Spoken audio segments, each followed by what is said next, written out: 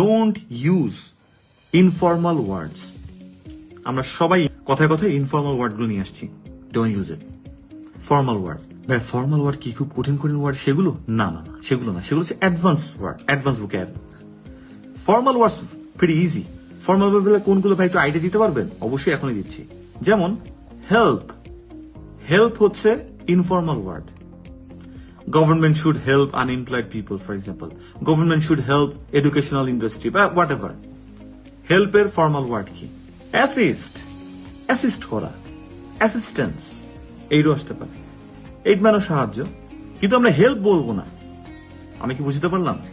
যেমন আমি যদি বলি government's policy is related with economic growth, এই যে রিলেটেড বললাম মানে এটার সাথে সম্পৃক্ত বা জড়িত।